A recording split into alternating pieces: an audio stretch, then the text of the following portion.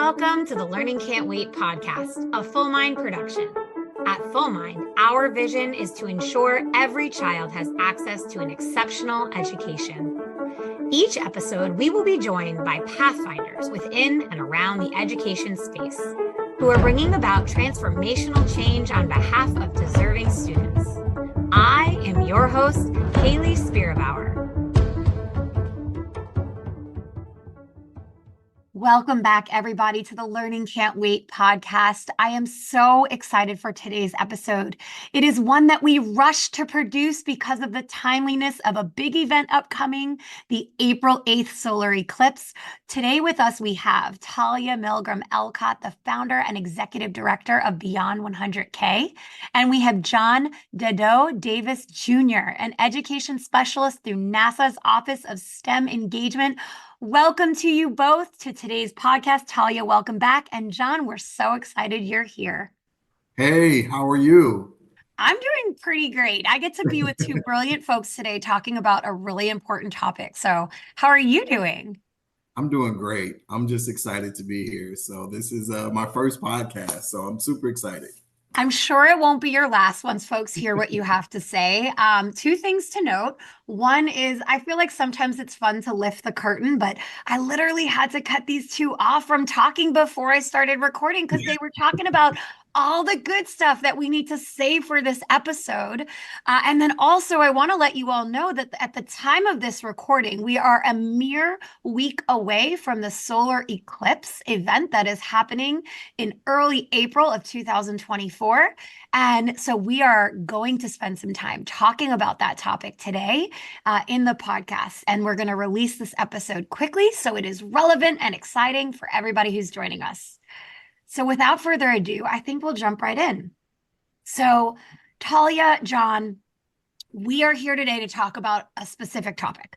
We are here because both of your work surrounds the field of STEM and education. There's an intersection between those two fields that both of you care a lot about.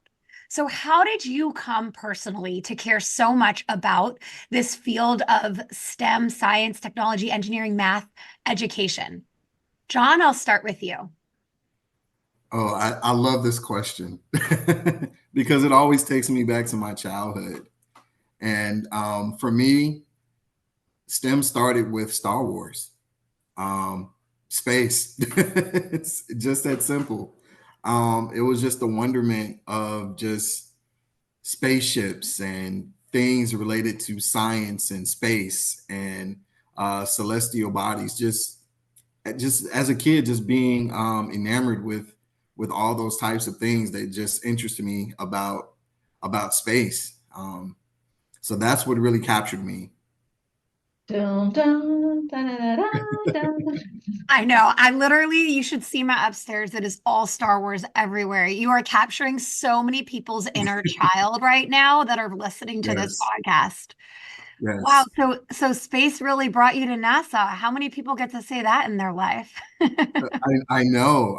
It was always a childhood dream. And, I was a kid that would love to see how things work. I would take things apart, put things back together. I was the kid that put all his toys together at Christmas. I loved my Legos because I would always build spaceships out of them. So yeah, that's what did it for me. Wow. And Talia, how about you? What brought you to this intersection between science and teaching and education? I'll say what brought me to education and I'll focus on here is also what brought me to science is something that my parents did with us and instilled in us, which is that there's wonder everywhere in the world, that you just need to open your eyes and pay attention to find it. My dad used to love to say that only boring people are bored whenever we would say we're bored. And when we would walk around or be in nature, which we did a lot, to pay attention to small things, to big things, and to be open to awe and how amazing the universe is, our bodies are, how amazing nature is. So that sense. My dad used to also share a poem with us about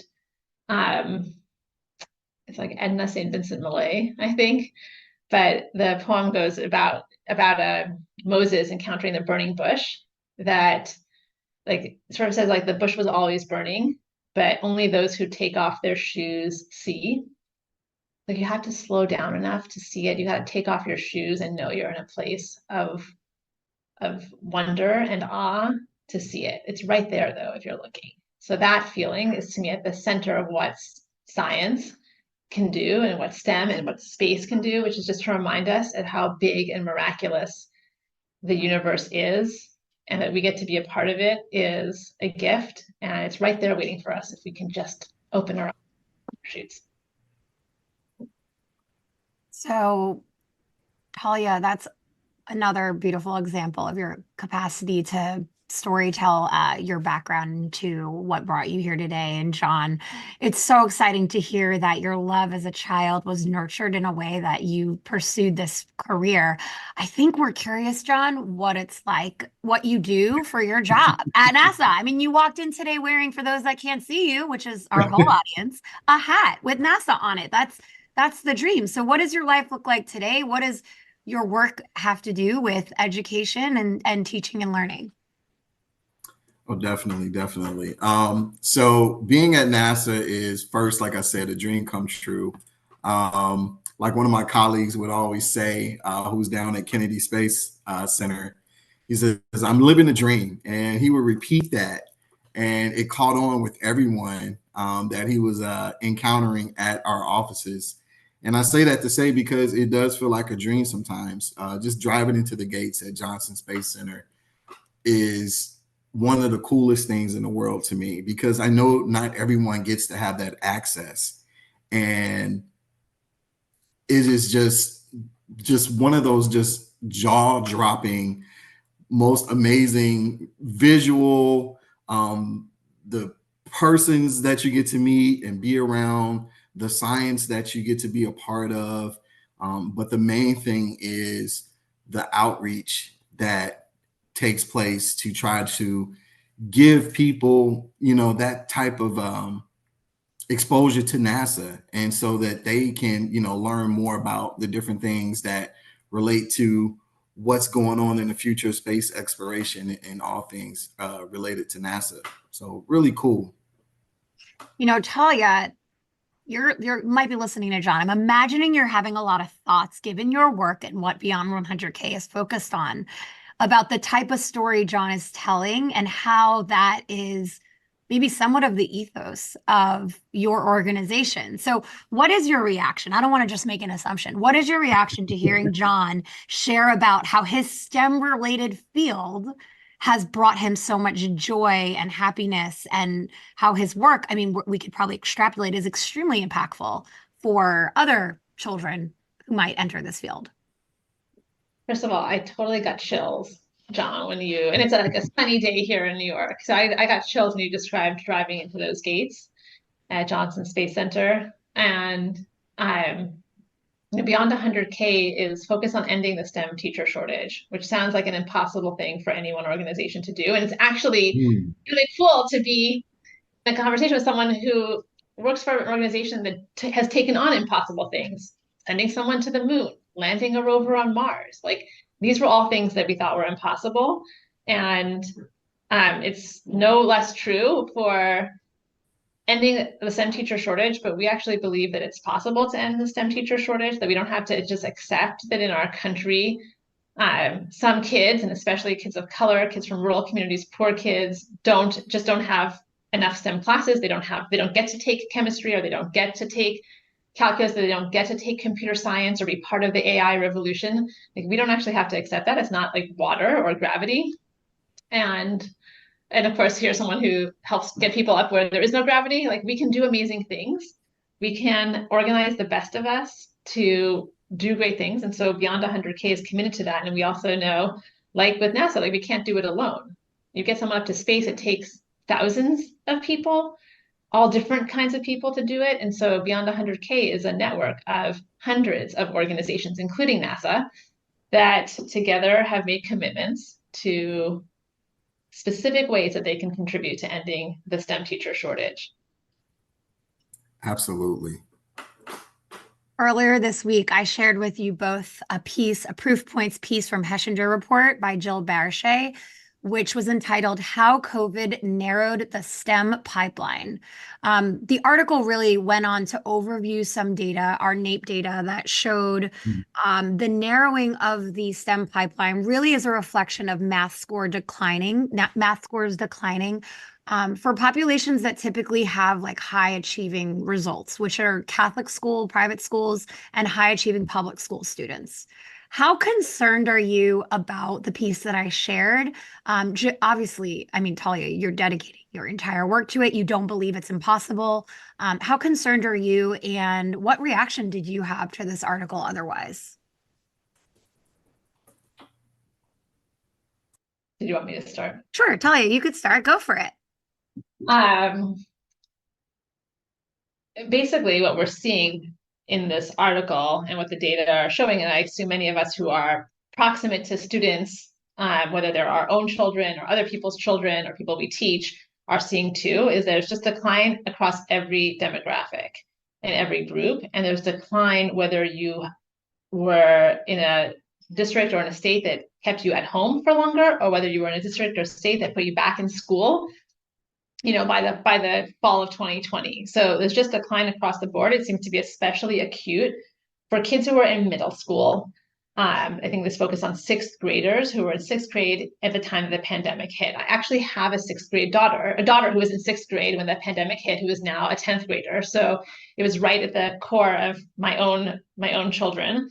And I think what I think we're seeing is something bigger than just math, or if folks are following attendance. Like there's something bigger going on. It's cutting across, again, all of these different lines of identity and all these different demographics. For the specific question around math, I'm super concerned about it because it's at all levels. So kids who were behind before are more behind now. Kids who were accelerating before are having a harder time. My daughter's actually, she loves math. She's teaching herself calculus right now. This is literally happening in my house while she's taking her normal 10th grade trig class. So she's like an exception to the rule. But what she said to me when I shared the article with her, she's like, she said, I'm literally seeing my friends click off of math. Like they've lost some fundamentals, some stuff that was like, it's not just stuff that was happening at the height of the pandemic, but they've lost some fundamentals. They didn't totally get algebra, and I'm seeing them give up. That's so disheartening. It's so like you have the reality and the data to look at, and you can see them both. John, go ahead. I know you were going to you clicked off mute to come join the combo. Oh, definitely. I can definitely relate to this conversation. First, thought it was a very great article in the sense of what it was reporting out about those declines in math areas. And that's always been a struggle with our country as a whole. And I was that kid who struggled in math. I tell a whole story about how I hated math as a kid, but grew to love it through science. And I think that's important. We have to be able to connect math to different things that kids can relate to get them more comfortable in doing math. And you have to have that creative teacher in front of them to do that. And when I did teach math, because first, I started off actually as an educator for 16 years in the classroom. So when you're talking about closing that gap with STEM teachers in the classroom, I totally get it because it's so important. And we need to have those qualified persons in front of our students who can really sell STEM with a passion to them. Because if we don't, they'll lose interest. So you have to find those ways to connect, So to go back to the conversation about the article, seeing that decline just makes me think that we have to figure out different ways to reach our students. And one of the things that I feel like hate is such a strong word, but I feel like we have to redesign the way we educate. And the pandemic, I feel like, taught us that a lot in how we deliver to our students, how we communicate. But it has to be with a certain amount of fidelity that we can, give the kids so they can stay tuned in and captured with the information that's being shared with them, especially when it comes to STEM, because we all know that having these types of jobs and skill sets, and that's the main thing, the skill sets are what's important that they're building with those 21st century skills. I'll just jump in with two things building on that, John. One is I think the article in some ways is like, is there a problem that the top math students, like we're seeing a decline in the top math students? And yes, this is a problem and it's happening across every demographic. But the bigger, like there's an underlying little thing that's in there that I do want to call out, which is sometimes in math and science, we have an idea about where greatness resides. And there are just a few kids who can be great at it, that we can know it early, and we just have to keep helping them be great, and then they got to go do work in the STEM fields. Right. But actually, like greatness resides everywhere. Lots and lots of, actually, when you talk to like little kids, it's all STEM all the time. They're constantly taking things apart. They're putting things back together. They're trying to understand how things work. How does that work? What's that? They're asking why. They're like STEM, they're scientists from go. They come out of the womb scientists, practically. They're figuring things out. They're digital natives. They've been around technology all their lives. So they come out, being able to just kind of work with the things that are surrounded by them in today's time, especially as it relates to manipulating different forms of technology. It's just and it's a skill set, and a lot of them don't realize that. I used to challenge my students. I said, you guys on your cell phone so much. I said, do you know anything about the electromagnetic spectrum?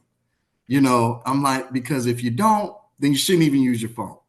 So I love sparking that curiosity, like, well, what is he talking about? Electromagnetic spectrum. So, so it's just finding those ways to connect. And I think having the chance to differentiate for our learners is very key. And like I mentioned at the top of our conversation about Star Wars, exposing them to different things like that gets their curiosity and their mind wandering. It was that for me that just sparked something, and it continued. And of course, it has to be nurtured. And I think that's where the unbalanced or those gaps begin to widen, because it's not the equity isn't there in all of it. So exactly. So that's what I was just gonna say. What you just said so beautifully and give us such like vivid illustrations of is there's a little bit of whenever you notice it, you got to pay attention to it because it's out there as a bias, a stereotype that only some kids can be good at it. So we have to be really worried if the top performing math students are less strong now. But actually, like when you look at countries that have super strong math and science scores and like are doing some of the best work in math and science all the way from K through the workforce, they not only have a strong top, they have very little gap. And really what they're doing is moving many more kids into opportunities to become people who are STEM majors, who are STEM specialists, who go into STEM careers. And so I am as concerned about the declines at the top as I am about the lack of mobility up over time into the top in STEM for more kids. We're going to need to tap into a ton of brilliance to solve the challenges that we face right now, let alone to take advantage of the opportunities. And we don't do that enough in most of our STEM classes. Talia, I'm so glad that you're really double clicking on this idea that, yes, the article is highlighting. We know there's gaps, but like really, we are suddenly seeing this like typically high performing population that isn't performing where they need to, and everyone should be concerned. It leans on capitalism for me. Like this isn't about capitalism, right? Like getting kids into STEM fields shouldn't just be about capitalism, right? It should be about every child having access to high quality instruction and pursuing fields that are engaging and exciting for them. We already know that the field of STEM is children of color are underrepresented in the field of STEM. And so paying special attention to that will allow us to ensure that our fields are better represented and that all students have access to this engaging content and the necessary curriculum and high quality instruction that allows them to pursue these paths. I'm really big on choice. I think education should provide choice for children. Their education is so great that they have all these paths before them that they get to choose. And hopefully, if they're excited by science like you were, John, they choose science education as theirs. Oh, definitely. So talk to us a little bit about, John, how you bring science topics at NASA to the world. Can you give us Well, an example of one project? And I'm kind of hinting here because you already shared it with my kids and they're obsessed with this idea. The tree project. Can you share a little bit about the tree project? definitely, definitely. So I am currently working on an activity called Artemis Moon Trees. And these tree seeds were flown to the moon and back. Now, they didn't land on the moon, but they were flown the distance to the moon and back. And so we partnered with the USDA Forest Service to help cultivate those seeds once they return. And then K through 12 institutions, formal and informal, can apply to be a custodian of one of those seedlings that came all the way back from the moon. So here we have our moon trees. And this was actually done previously with the Apollo mission with one of the astronauts, Stuart Rosa, who was a smoke jumper for the USDA Forest Service. And he took some tree seeds with him all those years ago. And some of those trees are still alive, and you can track some of them if you Google them. But we wanted to bring in a new era of moon trees, so to speak, with the Artemis generation, especially with that being the focus of us going back to the moon. So we wanted to connect that theme with it and then also design some STEM education components around it, as well as community outreach. So those that do apply have to have a plan of action when it comes to bringing the science to the students related to the moon tree, and then also that community outreach portion to get others excited and interested about STEM, botany in this case, environment, which is a major thing, and NASA. So really cool activity, and I'm very happy to be a part of it. I love that. You all know that I'm writing a piece for Forbes.com on the path of totality in the eclipse. And so I'm taking notes because I think part of what's going on with this like fascination about the eclipse and total obsession that people are having, more than I've ever seen before, is about space. It's not just specifically about the eclipse. It's like something about the mystery and allure of space is back. And I feel like, honestly, as a kid who watched the Challenger at school, I was in, I think, third grade when it happened. I still remember that experience of watching, knowing there was a teacher up there, being so excited to watch, and then watching it explode in front of my eyes, in like real time. And I think that just maybe for me, for others around my age, just did something to like space. It stopped being something we looked up to and Mhm. were inspired by, made us hopeful. Didn't feel that way. What I have seen in these years, really since like the Obama years, is something has shifted and space is once again, it's like a frontier that we're excited about, curious about, inspired by, like want to go explore, that feels bigger and I don't know, there's so much in there. It feels like a place where we can learn about ourselves, where we can understand the origins of our story. And I think the eclipse and excitement about the eclipse is about an excitement at looking up at the sky again and wondering Yeah, what is out there.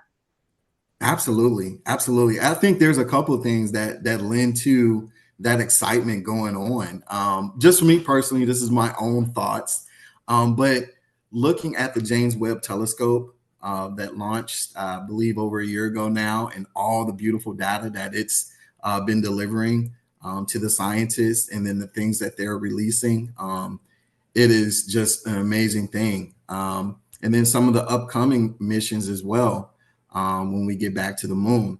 And then also, too, the commercialization of space, having companies like SpaceX and Boeing and Blue Origin, there are all these companies that are getting involved in space now. And some of these companies are part of our everyday lives, and it's just a really cool thing to see the space, pun intended, that we are thriving in now as it relates to space exploration and the technology and things that come from that. When I think about my own science education, I literally wanted to be, okay, let me back up. I wanted to be a science teacher. I'm an alternatively certified educator, and I didn't have enough undergrad science credits because I passed out of all of them in high school from college. So I couldn't be a science teacher. I wound up teaching elementary. It was a great fit for me. No regrets.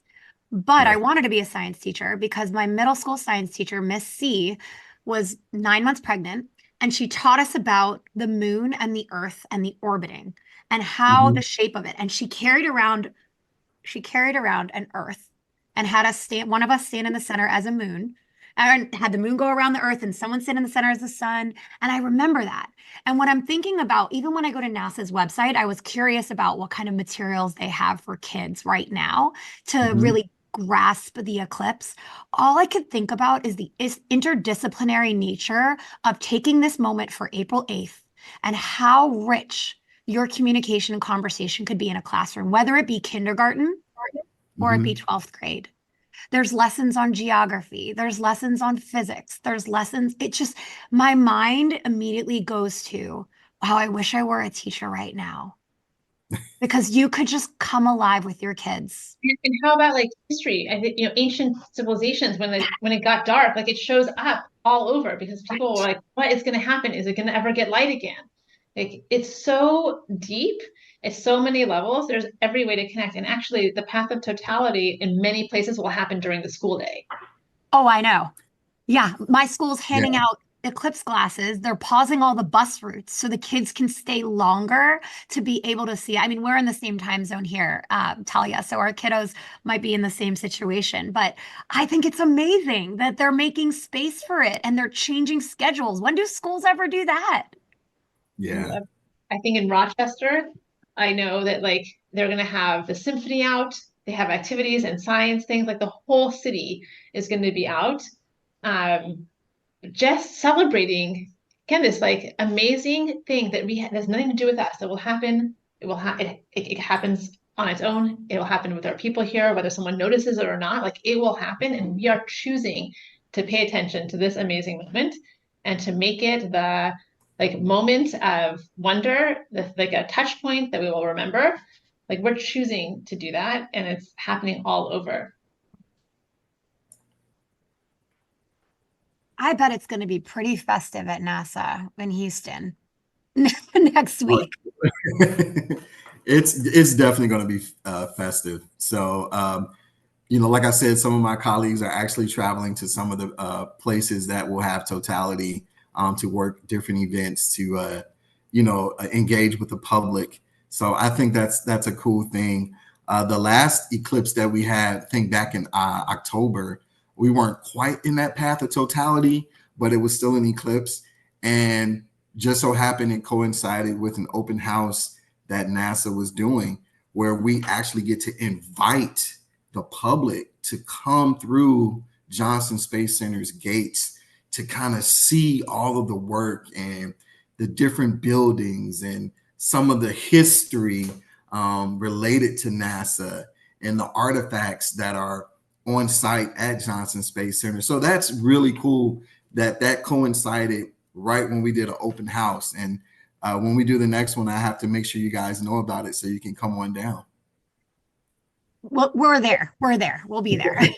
So, John, you also mentioned earlier that you just graduated a recent class of astronauts down at NASA, but you have Yeah, you have an open open application season right now. What does that look Yes. like? What does it take to become an astronaut? So many kids dream of it. My own children have dressed up together as astronauts. What does it take to apply to become an astronaut and be selected? So one of the main things is just your educational background. That's the main thing. And you have to have a master's degree in a STEM field. So that is one of the main qualifiers right there. And so if you have that master's degree in a STEM field, then you can apply. And hence And really quick too, Yes, please. real quick too, just to throw a shout out, because this is all about education. So Joe Akaba, who is a astronaut, he was a former teacher. And so he's encouraged, our teachers to go ahead and apply as well. So I'm excited to see if we get some educators that have the background to apply, to go ahead and apply for astronaut candidacy. Here's a really cool thing. So I said that NASA is a partner in Beyond 100K. We were Mhm. really lucky back in 2017 or so to have one of our summits at NASA at the space station or the space center outside of Houston. And the evening before, astronauts came. They knew that we were hosting this thing, that it was focused on teachers, and literally a dozen astronauts flew in from all over the country in their full flight gear, and they came to be at this effort that's about ending the STEM teacher shortage and doing it with equity and with belonging for students. And they did that because so many of them, their moms, and especially their moms and sisters and wives, are teachers. So there is something, this is not a coincidence. Like teachers who are listening to this, or teachers who are trying to inspire, like there's something super connected about being an astronaut, someone who wants to go and like understand the edges of space and time and what we know out there and go and explore, and teaching. Not a coincidence that those two things are connected. And astronauts, in my experience, just have so much love and respect for teachers. They're doing this work as a way of teaching and a way of being ambassadors to the frontier and back to us at home. So just saying that, like, awesome connection. It makes sense that that connection with teachers is important to our astronauts that we have, because it's not like you want to be an astronaut and all of a sudden you're an astronaut. You have to be taught how to be an astronaut. So, there's a lot of teaching that takes place. And, Johnson Space Center is where human spaceflight happens. So all the astronauts come through there to learn how to be astronauts.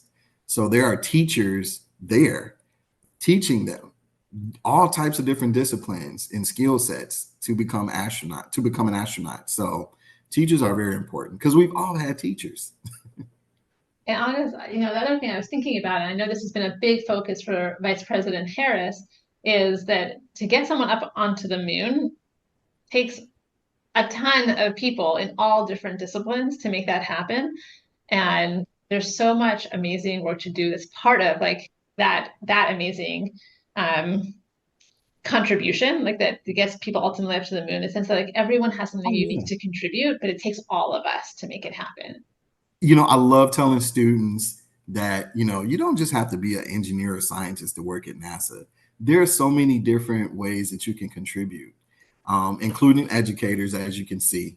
But kids are fascinated when I tell them, like, hey, we have psychologists, we have food scientists, we have chemists, we have so many different things, not even related to science too. Accounting, we have to have people who know budgets and other things related to that. So that is totally true. And I bet there are people who are amazing artists who are helping to design, and designers and like space designers and things like that. But I just will say, most of the jobs, if you're listening, most of the jobs at NASA do require you to know some science and math. So keep studying your science and math. Absolutely. Absolutely. To all kids. And that really goes back to why this panel made so much sense to me in my head, which is I'm talking to someone whose work and life has been dedicated to getting more science teachers in the classroom, and another person who was was a teacher and Yes. continued their path onward in the STEM related field. Ultimately, all of us want great teachers to give our students the type of education that allows them to have choice, to go to NASA and many other places and beyond. You know, Yes. we're We have. oh, go ahead. I just want to. I have to throw this word out there. It's the intentionality of things and being intentional in making sure that we are putting those things in front of our students so they can gravitate to these STEM fields. We want them to choose these types of fields that will just give them, who knows, just a dream of a lifetime for some people. So we have to be intentional in how we are doing that. And in the classroom, very intentional I was in making sure that if I knew you were interested in STEM, then we would explore a lot of different things and see what possible career choices would fit based on their interests. And it's teachers like you who make all the difference. Everybody remembers that teacher who invested in them, who saw a spark, who paid attention. So thank you for being that teacher, I'm sure, for so many, John. I hate Definitely. to wrap up this episode, but it because one, I'm really excited to talk more about everything science and space. But two, because you both have shared so much wisdom here today and really led such an incredible conversation between the two of you. I'm wondering, as a final thought, what advice you would give a science teacher starting their career today? I would say to a science teacher who is starting off today that more than any fact that you will teach your students, more than any specific formula or theorem, what they're going to remember will be two things. It'll be your passion, and it will be the sense of wonder that you can instill in them. And when those two things come together, your passion and that sense of wonder and awe and excitement, when they know that it's directed at them, that you believe that they belong in STEM, that they have a right to succeed and thrive in it, and that they can do amazing things with their life experience and their unique skills and their hearts and minds, that they can bring that to science or to technology or to math or engineering or some field that we don't even know about yet. They will go on and do amazing things. And it will be because of your classroom that happened. Oof, that gave me the chills. Thank you, Talia. John, same question for you. So the advice I would give a teacher, a new teacher, starting out, specifically science or just a teacher in general? Let's do that, science teacher. Okay. For science specifically, it would have to be, don't be afraid to be creative. That curiosity that captured you as a child, you have to remember that and use that to your advantage to help engage your students. So I would say, don't lose the creativity. Think outside the box. That's one of my favorite things I would say to students, to colleagues, and challenge them to think outside the box because it's so many possibilities when you take your mind and let your creativity show. And I loved doing that with my students. Oh my gosh, I love that. Don't lose that creativity that got you in here. And then I would say also, like, right, you said, don't be afraid to be creative. Don't be afraid to fail and make mistakes. Oh, yes, Right? definitely. They're the same thing. Like if you're going to take Yes. a creative risk, sometimes they won't work. Like I Oh, know it feels like you're absolutely. not allowed to fail as a teacher, but that's crazy. Of course, you have to fail sometimes as a teacher because our students have to fail sometimes as students. They Well, can't be so perfect. They're going to take we risks. They're going to fall. They're yeah, going to get back up again and keep at it. we wouldn't have Formula 409 if failure wasn't a thing. So Or microwaves, or all of it, yes, like sticky putty on pay and post-its. Like there's so many things that came because of so a many. mistake. And there maybe like you actually became a teacher because you were really good at doing things, and maybe you became a teacher, you've been told you have to get it right all the time. But like you've got to be able to make mistakes so your students know it's okay to make mistakes, because good scientists, they make mistakes all the time and they learn from them. We need more creative confidence to try things, make mistakes, and keep learning and keep at it. Absolutely. Absolutely. Here, here. I feel so inspired. Thank you both so much for coming to the podcast today and talking about all things science and space and solar eclipse and education and teacher preparation. I am honored to have shared a microphone with you both today. Thank you. Thank you for the opportunity. I'm so honored to get to be with you all, and John, to get to meet you and hear your story and about your work. And I know where you both will be on April 8th at the time of the eclipse. And I hope all of our listeners too have a spot picked out with the right eye protection in order to observe this miracle of nature. So thank you everybody for tuning in to the Learning Can't Wait podcast today. Thank you. Thank you. Thanks for listening to the Learning Can't Wait podcast. If you like what you heard, please rate, review, and share this episode. Be the first to know when we have a new episode by subscribing wherever you listen to podcasts. If you'd like to be a guest on the show or have a suggestion for an episode, email us at podcast@fullmindlearning.com.